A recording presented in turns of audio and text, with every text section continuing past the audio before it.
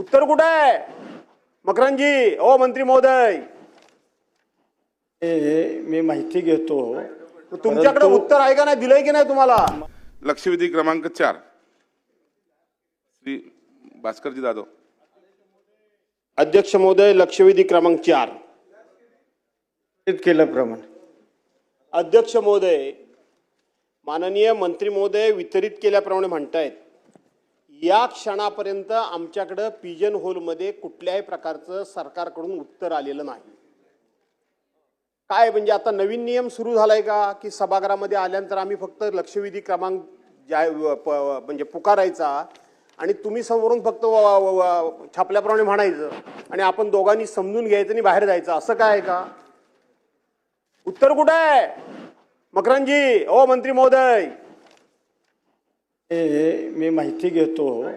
तुमच्याकडे उत्तर आहे का नाही, दिलंय की नाही तुम्हाला? माझ्याकडे उत्तर आहे,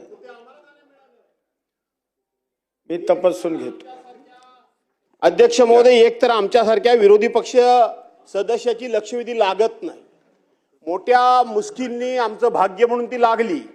वास्तविक आमच्यासारख्या सिनियर सदस्याची लक्षवेधी रेग्युलर सिटिंग मध्ये लागायला पाहिजे, पण ती स्पेशल सिटिंग मध्ये लागली. म्हटलं चला कधीतरी लागली, लवकर येऊन बसलो तर तुमचं उत्तरच नाही. उत्तर नाही काय ते सांगा मला. आमच्याकडे आतापर्यंत या क्षणापर्यंत पिजन होल मध्ये उत्तर नाही. जरा खात्याला फडफडावा, धडधडावा जरा. काय चाललंय हे सगळं तुमचं? असं कामकाज चालतं काय कुठे?